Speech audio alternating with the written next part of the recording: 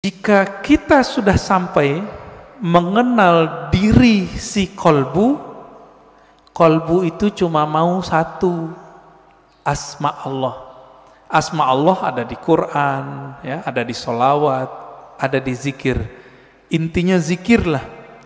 Semakin banyak kita mengenal nama Allah, semakin banyak makrifat di dalam kolbu. Diberi rindu kepada Rasulullah. Bahkan sebelum wafat Allah kasih mimpi ketemu Rasulullah sallallahu alaihi wasallam. Amin. Sebabnya jika ada orang benar teknik berzikirnya, bersambung sanad zikirnya kepada Rasulullah sallallahu alaihi wasallam, lisannya menyebut, akalnya memaknai, kolbunya merenungi, ruhnya merasakan, nangis dia saat itu. Man arafa qalbahu arafa rabbahu. Siapa yang mengenal kolbunya, maka dia akan kenal yang membolak-balik kolbunya, yaitu Allah Subhanahu wa ta'ala. Jadi taubat nasuha itu menggosok kolbu kita supaya bersih dengan pengakuan dosa kepada Allah. Nah, di dalam ajaran Islam nggak ada pengakuan dosa ke ustadz, nggak ada, ke pendeta nggak ada Pak, ke guru nggak ada, ngaku kepada Allah.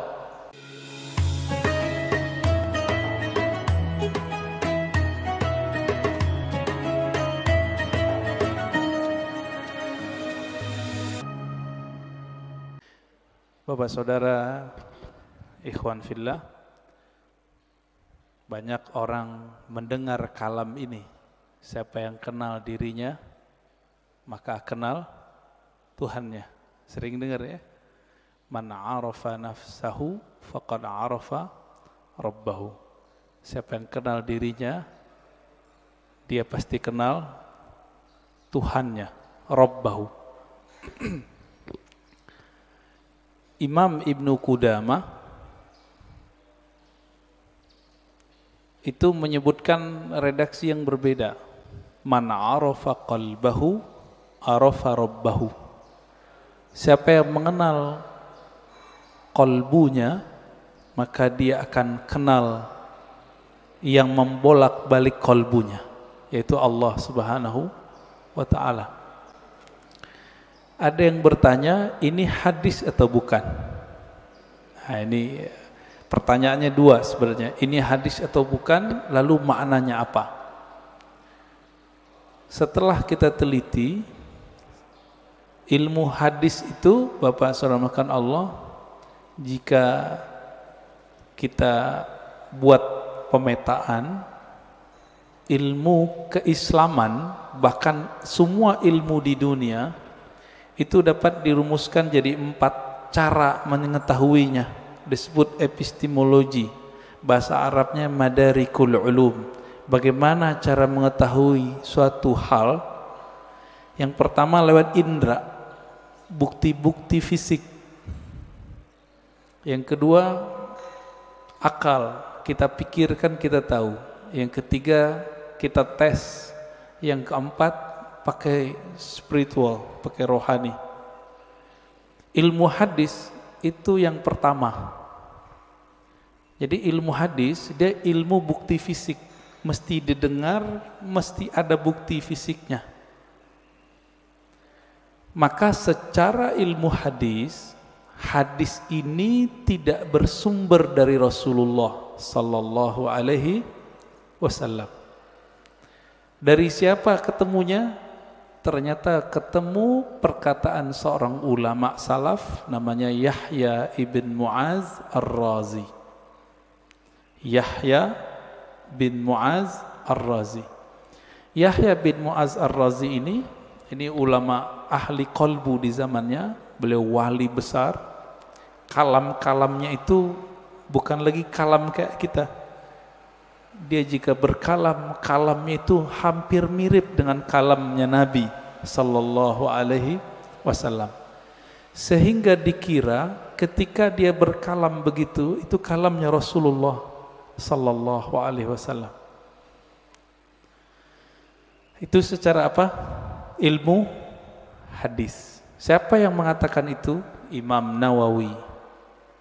lalu diikuti oleh Imam Suyuti dan imam-imam yang lain.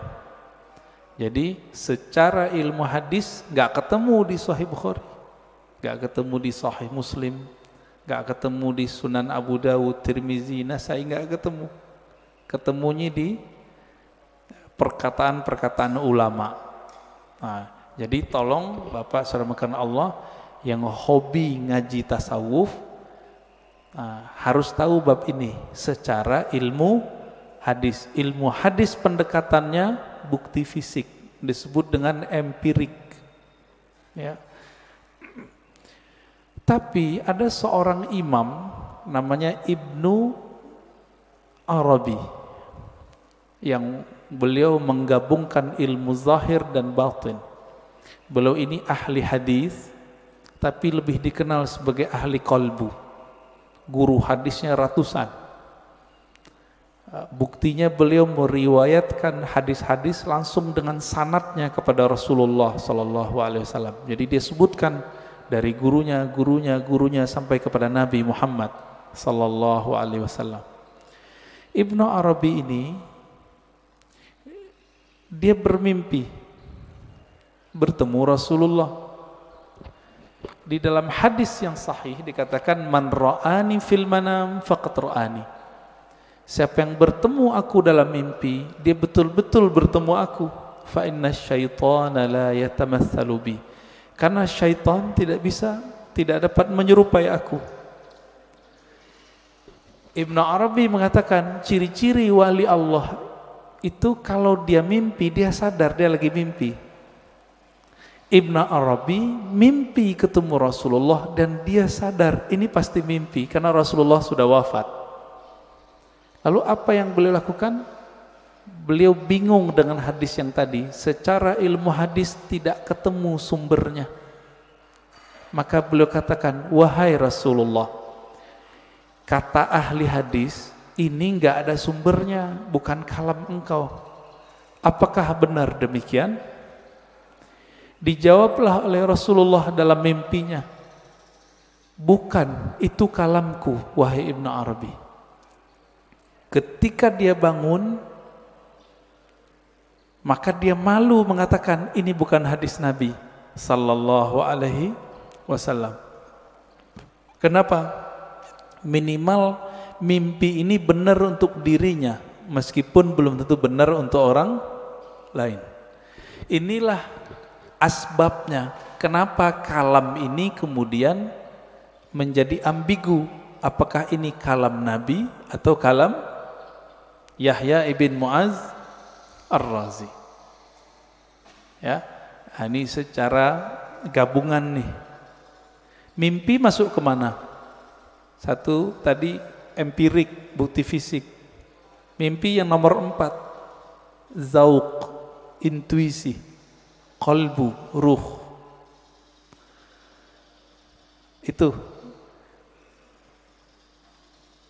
mungkin nggak ini dibuktikan? Dibuktikan oleh orang yang sudah sampai ke sana. Kalau oleh ahli hadis yang tidak sampai, kemampuan rohaninya sampai ke taraf ini nggak bisa. Jadi mohon maaf Bapak, kita nggak bisa bangga juga dengan ilmu hadis. Ilmu hadis itu sendiri mirip kayak ilmu saintifik yang lain, eksak yang lain sama. Ilmu sejarah, arkeologi. Kalau sekarang apa namanya, untuk ngecek orang meninggal itu, kuku-kukunya dicek apa namanya?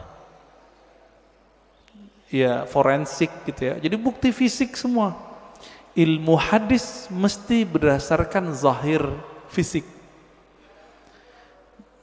Oleh karena itu, Bapak, saudara yang bukan Allah, jika berdiskusi dengan ahli hadis, sulit kita ngungkit-ngungkit yang nomor 4 ini.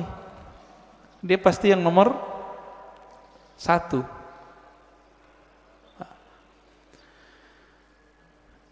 Coba lihat kalamnya. Siapa yang kenal diri, kenal Allah. Isinya benar gak? Bagus gak kalamnya? Bagus. Berarti secara ilmu hadis, tidak semua kata-kata yang bagus, kata-kata yang benar itu kalam Nabi. Secara ilmu hadis. Banyak Pak. Bahkan tidak semua yang benar itu kalamnya Nabi. Contohnya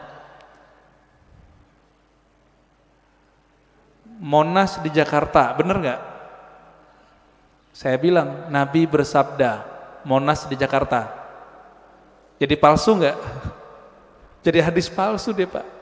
Maka tidak semua kata-kata yang benar, kata-kata yang baik itu pantas dikatakan bersumber dari Rasulullah Sallallahu Alaihi Wasallam.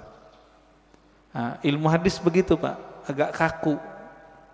Ilmu hadis ini dia harus dibuktikan. Saya ketemu guru saya ketemu gurunya. Ini sebagai contoh hadis yang paling sering kita dengar, innamal a'malu bin niat. Hadis ini Imam Bukhari mengambilnya dari ahli Mekah, namanya Humaidi. Gimana ketemunya? Oh, ternyata Imam Bukhari melakukan rihlah sekaligus haji. Bertemulah dengan Imam Al-Humaidi, murid dari Imam Syafi'i. Terbukti, secara ilmu hadis dikatakan muttasil, hadisnya nyambung. Makanya innamal a'malu binniyat hadisnya sahih, ditaruh di nomor 1 dalam Sahih Bukhari. Imam Bukhari sering mimpi ketemu Rasulullah, iya, tapi mimpinya dia tidak taruh di bab hadis. Ada seorang imam namanya Al-Baihaqi, punya kitab judulnya Syu'abul Iman dan Zuhud. Di kitab beliau menukil kalam Nabi tapi yang didapat orang dalam mimpi. Dan itu populer Pak di masjid-masjid kita, khotib-khotib kita dulu.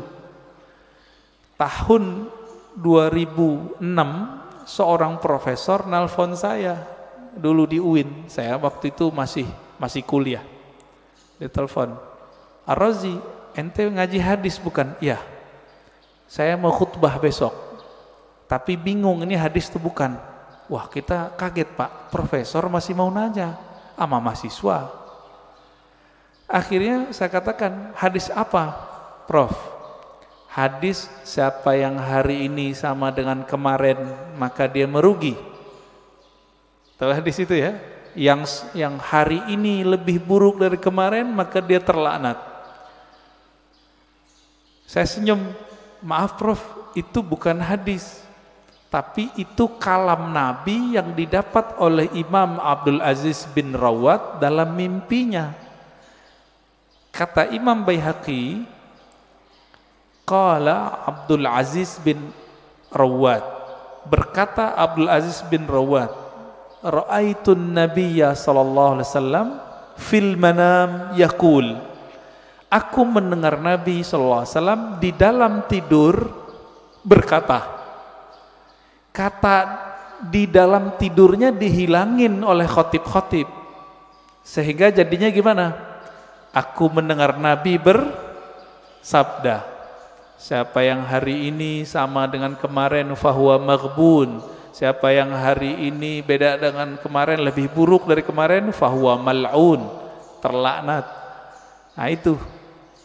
Ini disebut hadis mimpi. Tapi ingat, hadis mimpi bukan hadis secara ilmu hadis. Tapi kalau versi yang keempat itu hadis Pak.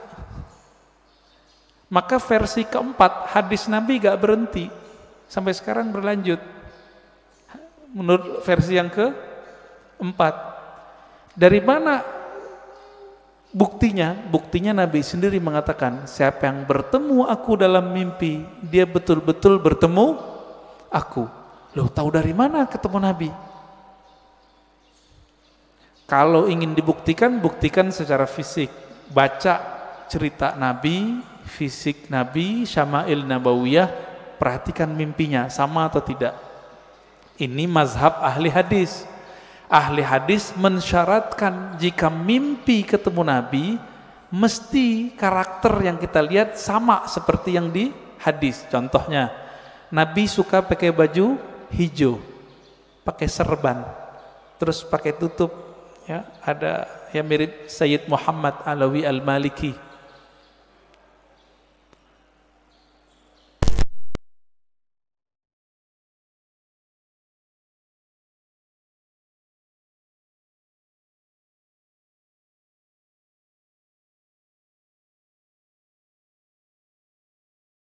Sir rahasia di dalam ini nggak pernah bohong. Ma kadzabal fuadu ma ra'ah. Dalilnya itu. Tidaklah si fuad ini, si kolbu ini, si hati ini pernah berbohong dengan apa yang dia lihat. Jadi walaupun Nabi sudah meninggal menurut ahli hadis, tapi bagi ahli ruhani Nabi nggak pernah mati, Pak. Nabi cuma pindah alam, alam ruh, alam barzakh, alam malakut jabarut. Nah, ada di antara ulama yang setiap hari bisa ketemu Nabi. Siapa itu? Gurunya Imam Syafi'i, namanya Imam Malik. Dihikayatkan dalam kitab Hilyatul Aulia, kitab hadis, tapi berkaitan dengan Tazkiyatun Nafs. Karya Imam Al-Hafiz ahli hadis Abu Nu'aim Al-Asfihani, Imam Malik berkata, "Ma bittu lailan illa wa ra'aitun nabiyya sallallahu alaihi wasallam." Lebih kurang begitu. Tidaklah aku beristirahat malam hari melainkan saat aku memejam mata aku memandang kepada Rasulullah sallallahu alaihi wasallam tiap malam, Pak. Siapa imamnya? Imam Malik. Tapi Imam Malik ahli hadis. Maka beliau tidak memasukkan hasil dialognya dengan Nabi ke dalam bab ini, tapi masuk ke bab fatwa, dianggap itu ilham. Beda dengan Imam Ibnu Arabi, beda dengan Imam Ghazali. Mereka menganggap ini juga hadis, tapi hadis-hadis rohani, tidak masuk ke bab ilmu hadis. Nah, disinilah mulai bertengkar, Pak, antara ahli hadis sama ahli tasawuf. Bagi ahli hadis, kalian sesat. Kenapa? Itu bukan hadis Nabi, itu hadis palsu. Bagi ahli sufi, yang sesat siapa? Kalian gak mengerti kok kami dibilang sesat. Kalian gak bisa berkoneksi dengan Nabi, kok kami yang dianggap sesat. Begitu. Maka kemudian oleh Imam Al-Bihaqi, ya, satu tingkatan di atas Imam Ghazali, itu beliau gabung di kitabnya, di kitab Az-Zuhud, ya, di kitab Syu'abul Iman, kalam Nabi baik dalam ilmu hadis ataupun versi ahli qalbu. Bapak saudara makan Allah, kira-kira inilah kenapa ahli hadis susah baikan sama ahli tasawuf, ya. Maka muncullah di generasi berikut ahli hadis yang mereka penasaran dengan ilmu tasawuf, sebaliknya ahli tasawuf yang penasaran dengan ilmu hadis. Nah, maka di zaman setelahnya muncul sufi muhaddis, muhaddis sufi, muncul begitu. Nah, ini terlihat dari imam siapa? Imam As-Subki. Dia ahli hadis juga murid Ibnu Athaillah Sakandari, pengarang Hikam. Ini kitab kecil yang saya bawa, Ibnu Qayyim, dia ahli hadis, belajar tasawuf. Muncullah kitab-kitab tasawufnya banyak sekali. Madarijus Salikin, Al-Wabilus Sayyib, Iddatus Sabr, Raudatul Muhibbin, banyak sekali kitab tasawufnya. Puncaknya nanti ada pada Imam Murtada Zabidi, ahli hadis juga ahli sufi. Terlepas dari itu, Bapak salamakan Allah, perbedaan itu sampai sekarang masih ada, ya. Makanya sekarang istilah ahli hadis ini diambil oleh sekelompok orang dan menamakan dirinya kelompok sunnah. Boleh nggak? Ya boleh-boleh aja. Tinggal bukti aja sanadnya, ya. Punya sanad nggak kepada Rasulullah Sallallahu Alaihi Wasallam? Karena ilmu hadis ilmu sanad. Nggak punya sanad, kazzab, maka dia pembohong. Lalu benarkah kalam man arafa nafsahu faqad arafa rabbahu? Kita sudah katakan tadi, itu benar. Terlepas dari ini kalam Nabi atau bukan, kalam ini sudah menjadi kaidah dalam ilmu tazkiyatun nafs, ilmu tasawuf, ilmu kerohanian. Lalu apa maknanya? Siapa yang kenal dirinya, maka dia kenal Tuhannya.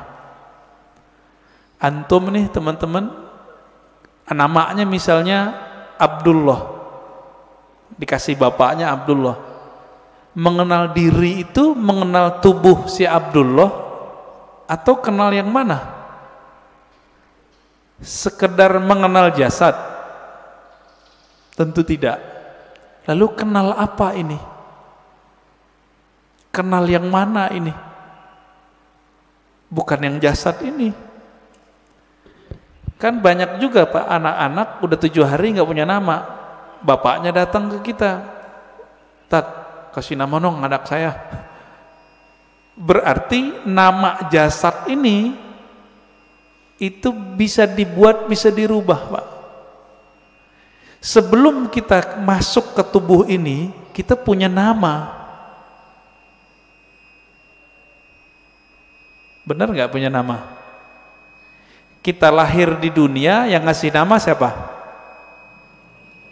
Orang tua, guru.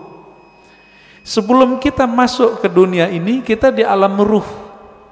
Allah mengatakan, alastu birabbikum, bukankah aku Rabbmu? Allah memanggil kum, kamu. Berarti kita ada nama Pak.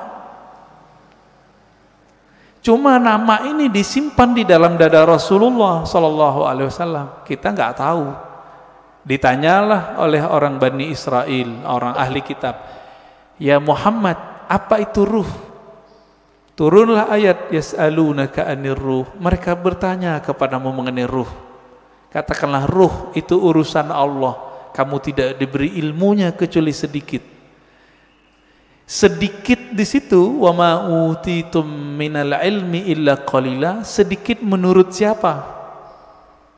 Menurut saya, menurut Nabi, menurut Bani Israel, atau menurut Allah? Menurut Allah. Maka sedikit menurut Allah itu banyak menurut kita. Ya. Orang kaya di Indonesia bilang, saya ngeluarin uang dikit, dikitnya itu udah 100 triliun Pak. Ya. Apalagi raja di raja alam semesta ini, Rabbul Alamin, Allah Subhanahu wa Ta'ala. Ilmu ini disimpan dalam dada Rasulullah. Ada sahabat yang dikasih tahu, ada yang tidak. Maka Nabi itu bisa ngerti Pak, dengan izin Allah. Ada orang nih jihad, kayaknya paling kuat, kayaknya paling banyak bunuh musuh. Tapi Nabi mengatakan finnar, finnar, masuk neraka, masuk neraka. Kenapa? Nabi tahu namanya sudah ada di neraka, nggak dihapus dari neraka. Ternyata benar, orang ini beramal cuma dengan fisiknya, ruhnya tidak beramal. Ruhnya gak beramal Pak. Jadi ketika disebut siapa yang kenal dirinya, maka kenal Tuhannya. Diri yang fisik, yang mengenal diri fisiknya, dia baru mengenal perbuatan Allah. Disebut ma'rifatul af'al, mengenal perbuatan Allah. Ajaib enggak kelahiran manusia? Penciptaan manusia ajaib enggak? Ajaib Pak. Kok bisa-bisanya ada makhluk hidup di perut seorang perempuan? Itu ajaib itu. Saya mau tanya nih yang udah nikah, yang punya anak, itu antum yang menciptakan anak? Atau cuma sebab doang? Ya, bikin doang ya. Tapi kita enggak yang gedein, yang mengembangkan biar kasih tulang, enggak. Ya, coba tanya sama yang udah pernah hamil, ibu-ibu yang udah hamil tanya, ajaib itu. Maka mengenal diri yang fisik mengantarkan kepada ma'rifatullah level 1. Apa itu? Ma'rifatul af'al, ma'rifatu af'alillah, mengetahui perbuatannya Allah Subhanahu wa Ta'ala. Itulah yang dibahas dalam surah Al-Mu'minun itu. Ya, ayat 11 ya. Begitu juga di surat Ar-Rum ya, sebelum ayat tentang pernikahan itu kan tentang penciptaan kita semua. Dari nggak ada jadi ada, dari tanah kok bisa jadi hidup, kok tiba-tiba bisa melawan kepada Allah. Itu dia, namanya ma'rifatu fi'lillah. Jadi kalau ada ahli biologi, ahli ilmu-ilmu eksak tidak mengenal Allah lewat ini, lewat dia, berarti dia tersesat. Nggak mengenal Allah. Itu satu. Diri yang fisik.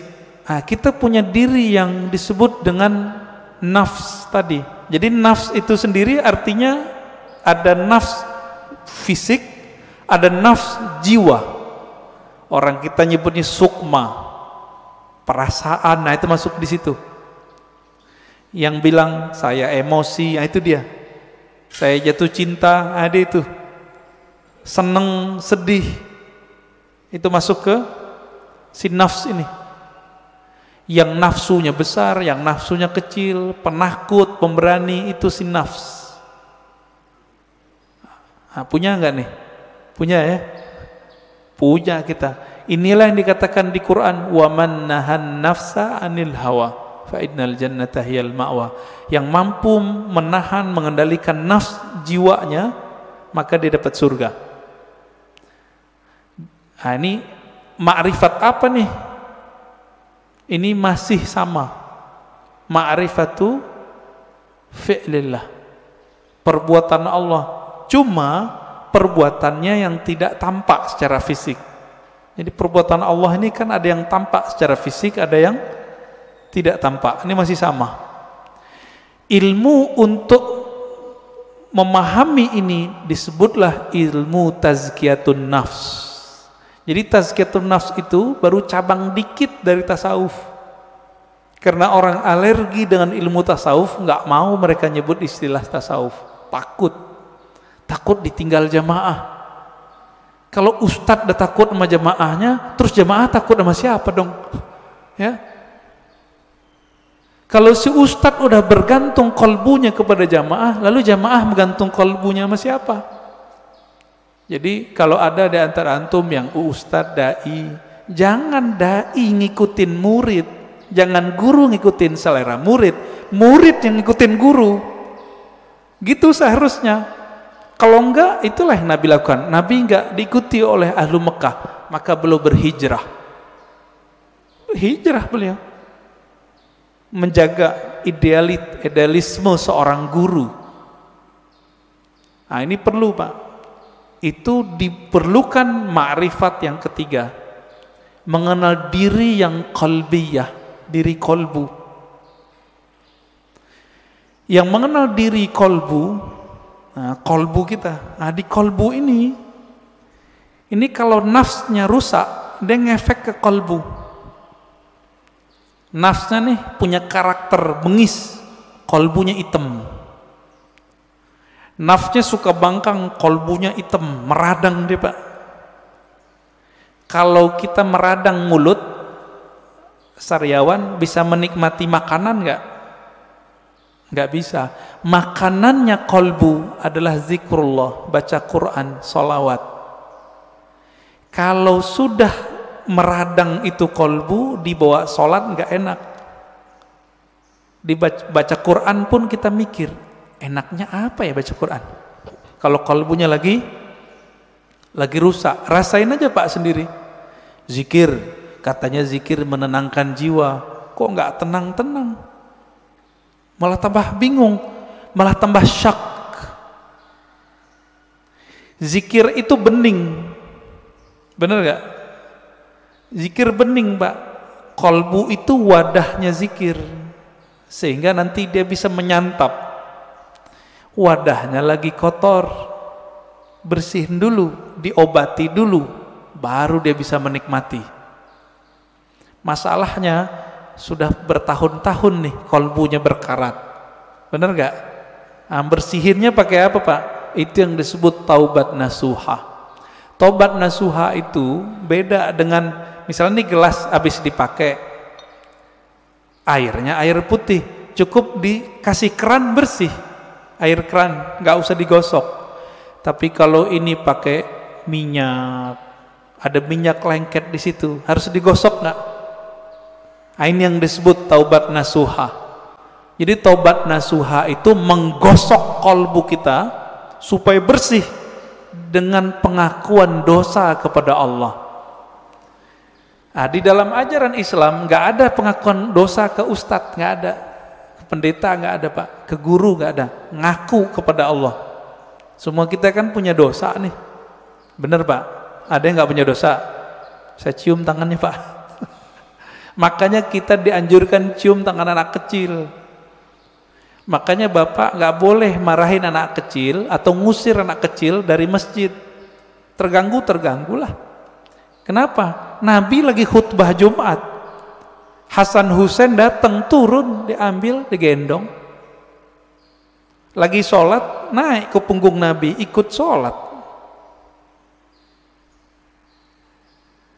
Keberisikan iya, tapi sekali kita usir dia, nanti anak tuh mikir masjid itu tempat orang-orang galak ya, gitu. Benci nanti dia ke masjid pak. Nah, yang benar diatur. Orang tuanya juga harus perhatian. Bapak saudara makan Allah, jika kita sudah sampai mengenal diri si kolbu itu cuma mau satu, asma Allah. Asma Allah ada di Quran, ya, ada di sholawat, ada di zikir. Intinya zikirlah. Semakin banyak kita mengenal nama Allah, semakin banyak makrifat di dalam kolbu. Maka di sini wajib ada kajian Asmaul Husna, Pak. Udah ada belum? Harus ada, Pak, di sini. Ntar mati bawa apa? Mati bawa apa ntar? Bawa asma Allah.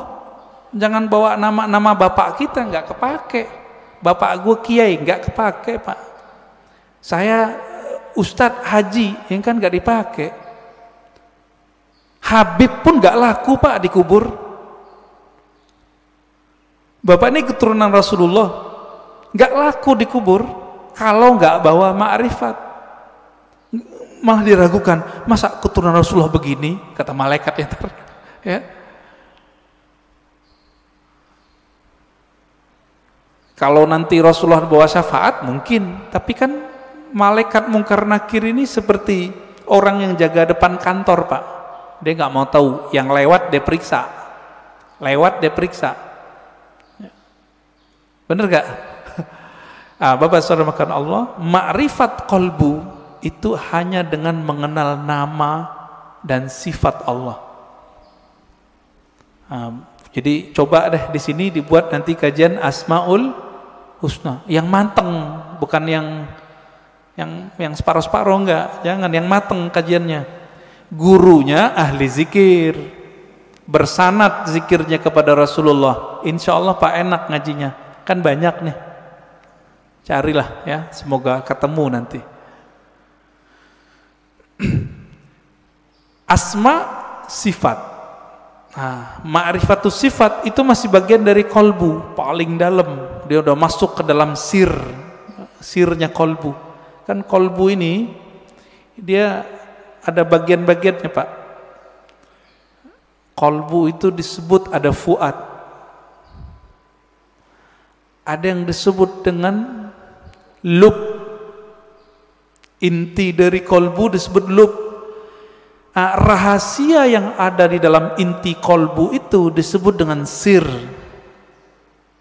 Maka disebutkan dalam Al-Quran, Allah ya'lamu sirra wal akhfa.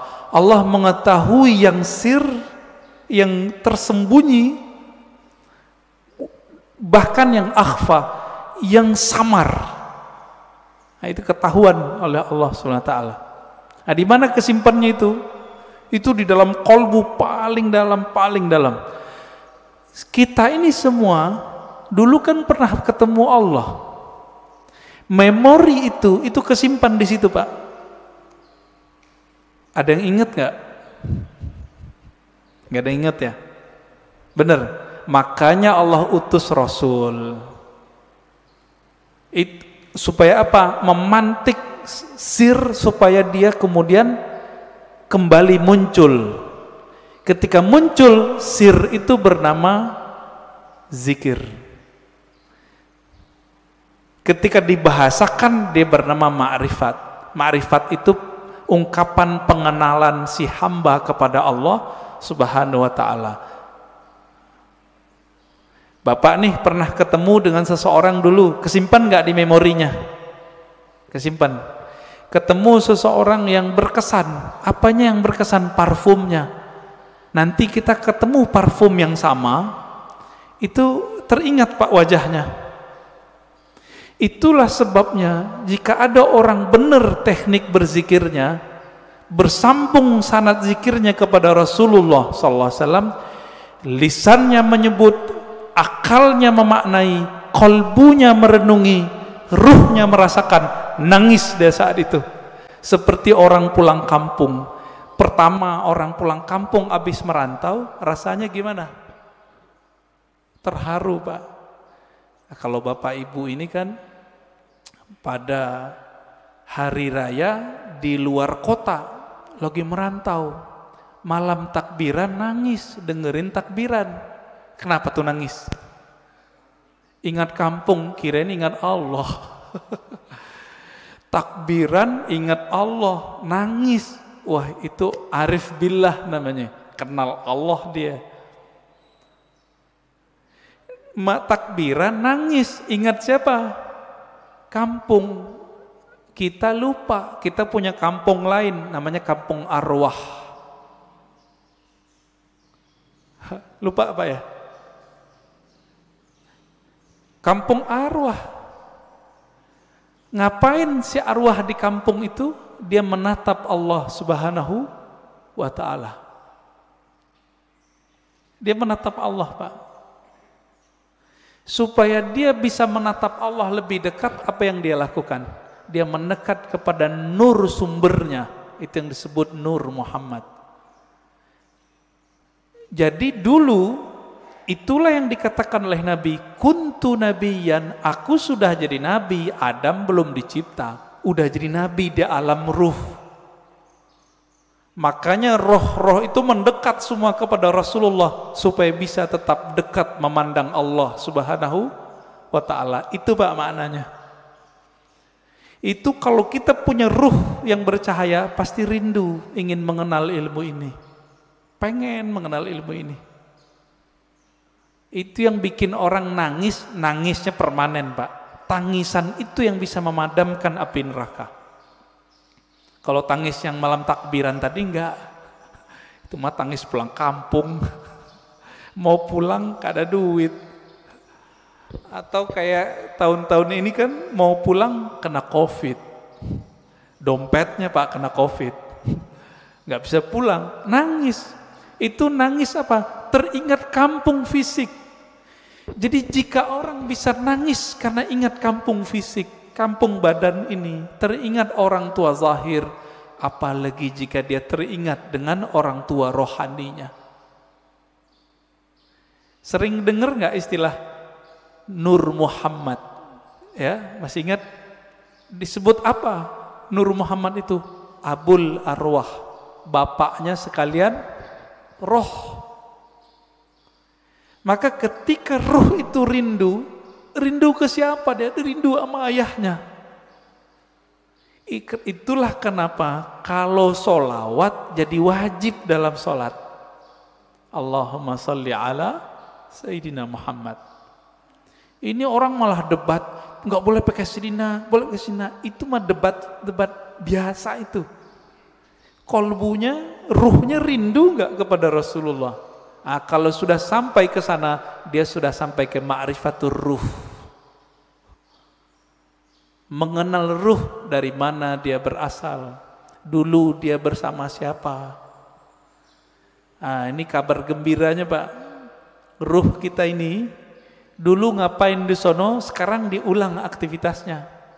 Kalau dulu Bapak di sono suka mendatangi Nabi, suka mendatangi orang yang dekat dengan nur Nabi itu, maka sekarang Bapak pasti suka dengerin pewaris-pewaris Nabi. Pasti cinta sama zuriat Nabi. Nah, orang-orang yang dulu mencintai Rasulullah di sana, di alam ruh itu, dia cinta kepada nur Nabi. Maka Allah kasihlah dia fisik di dunia bernama Habib atau ulama, dua aja. Habib atau ulama. Jadi kenapa Habib terlahir sebagai Habib, Kiai sebagai Kiai, Gus sebagai Gus, Ajengan sebagai Ajengan?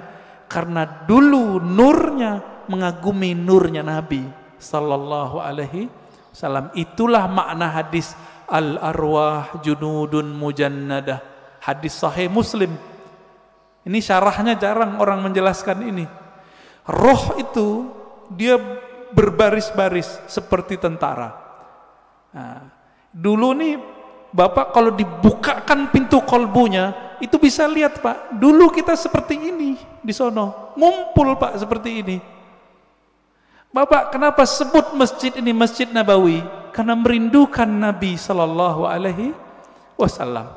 Semoga para pewakaf, pendiri, pengurus diberkahi oleh Allah, diberi rindu kepada Rasulullah. Bahkan sebelum wafat Allah kasih mimpi ketemu Rasulullah sallallahu alaihi wasallam. Amin. Pasti bisa Pak. Rasulullah kan nggak mati, nggak mati beliau, cuma pindah alam. Kalau kita bisa mati sebelum mati, bukan bunuh diri loh Pak ya. Mati sebelum mati itu apa? Mampu memilah ini alam jasad, ini alam pikiran, ini alam kolbu, ini alam ruh. Mampu dia berzikir, bertahan, bisa dia ketemu Rasulullah sallallahu alaihi wasallam. Bisa Pak. Dulu Sayyid Muhammad Alawi Al-Maliki kalau mau ngapa-ngapain itu nanya sama muridnya, masih hidup, saya nggak usah sebut namanya, kalau disebut ntar jadi orang mengkultuskan beliau nanti. Orang kita Pak, Jawa Tengah kalau nggak salah ya, Kiai Fulan, bertanya ke beliau, bocah ya waladi, kira-kira begitu ya, anakku, coba tanya ke Nabi, saya mau melakukan ini, beliau restu nggak? Itu yang minta siapa? Sayyid Muhammad, keturunan Rasulullah sallallahu alaihi wasallam, hafal banyak hadis. Muridnya pakar mimpi ketemu Rasulullah. Karena sholawat nggak berhenti beliau. Sholawat aja terus. Maka Bapak Ibu saudara makan Allah, jika ingin bertemu Rasulullah, sholawat terus. Terus itu apa ujungnya? Ujungnya mati. Jadi kalau belum mati jangan berhenti. Dijamin Pak, pasti. Kenapa? Hadis jaminannya jelas. Man shalla alaiya sallallahu alaihi asyara marat. Yang salawat kepadaku, Allah salawat kepadanya 10 kali. Saya mau tanya nih, ini 10 kali menurut kita atau menurut Allah? Coba lihat bahasa Arabnya. Sallallahu alaihi. Allah bersolawat kepadanya 10 kali. Berarti menurut Allah atau menurut kita? Kita ini Pak cukup dapat 1 salawat dari Allah pasti masuk surga. Salawat disertai rahmat, masuk surga. Kalau 10 ketemu Rasulullah sallallahu alaihi wasallam, ketemu Rasulullah pasti. Maka Nabi mengatakan, ini garansi Rasulullah, orang yang paling dekat kepadaku nanti siapa? Aksaruhum salatan, yang paling banyak bersolawat kepadaku. Inilah media kalau mau ketemu Rasulullah. Bisa. Siapa yang bilang nggak bisa ya? Nabi mengatakan nanti di akhir zaman ada Dajjal. Seandainya aku hidup saat itu, akulah hajijun alaikum, akulah pembela kalian. Secara fisik Nabi nggak ada Pak, tapi kan pewarisnya ada. Pewarisnya itulah disebut Al-Imam Al-Mahdi. Imam Mahdi, apa kata beliau? Namanya seperti namaku. Nama dalam bahasa Arab ismun. Ismun artinya tingkatan dan kemuliaan, bahkan ilmu. Itu artinya. Bukan Muhammad bin Abdullah. Muhammad bin Abdullah mah banyak habaib namanya dari dulu Muhammad bin Abdullah, tapi bukan Imam Mahdi. Ya. Ini sekarang banyak yang kajian akhir zaman tapi terjebak pada riwayat ahli hadis fisik, tidak mempertimbangkan ahli rohani. Nah, ini kesalahan besar kajian akhir zaman hari ini. Akhirnya yang terjadi cocok logi.